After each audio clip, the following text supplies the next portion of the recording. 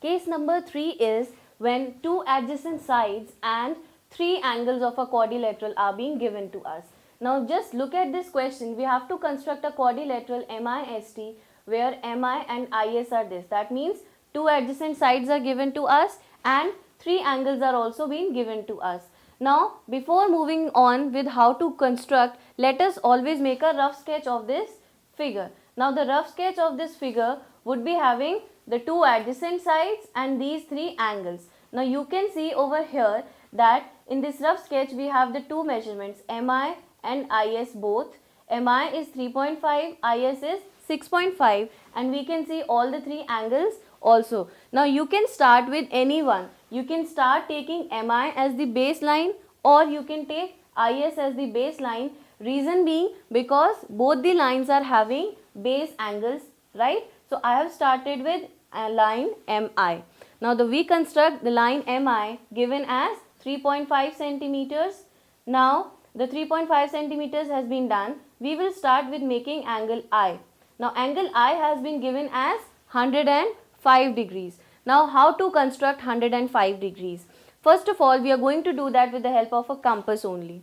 Now what do? You take any radius on the compass. You will have to make an arc like this, right? This radius can be anything you want, right? I have taken up any radius and made this arc over here. Now I will make the two arcs. Put my compass here, make the arc, and put my compass over here and make the other arc. All this is done without changing the radius. Now we know this is the 60 degrees angle and the next is representing the 120 degrees angle. So with both as center, and we will cut without changing the radius, we will make the arcs with 60 as center and with 120 as center. Now this point will be joined with I to make the line of 90 degrees. Now this is how we have made 90 degrees.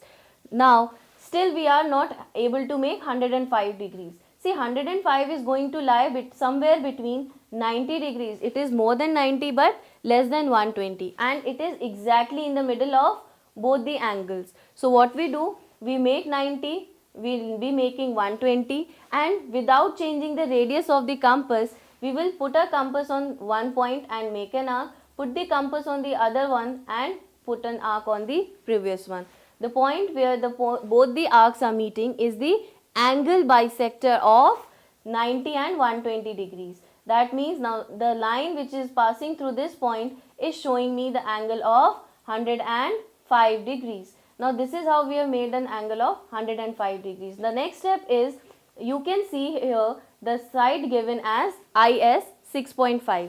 Now we will take the measurement of 6.5 on the compass and make an arc on this I1. Why? Because S is going to lie on the angle I only, right? Because S is going to lie on I, we will be taking, it is 6.5 centimeters. So we will be taking 6.5 centimeters on the compass, cutting an arc, getting the point S.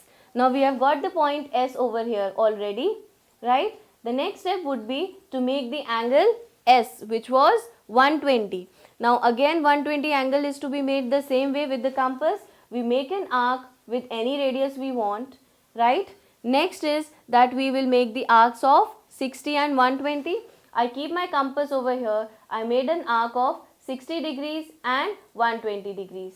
Now you can say that this one will be 60, but for S this is going to be my 120 point. So I will make the 120 degrees line.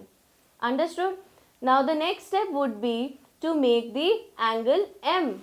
That is all is required. Rest all the measurements have been made. So we will go to point M. Again we are going to take the radius, any radius that we want, because that is not fixed yet, and we will make the arc. Now once the arc has been made, again we are going to start with making the same angles. That would be, we will be placing our point and making 60. Next would be making 120. Bisecting 60 and 90, we get angle 90 degrees, and now we join this.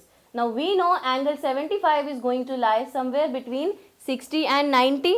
So we will be bisecting 60 and 90 degrees. Now without changing the radius of the compass, you make the arcs by placing your compass here on the point and placing your compass on the 90 degrees point. So you get both the arcs over here. showing you the angle of 75 degrees. The point where the angle M is going to meet the angle S line is going to be your next vertex of the quadrilateral, that is quadrilateral point vertex number T. Now you can see that you have got MIST as the required quadrilateral, right, with all the measurements as it was given in your question.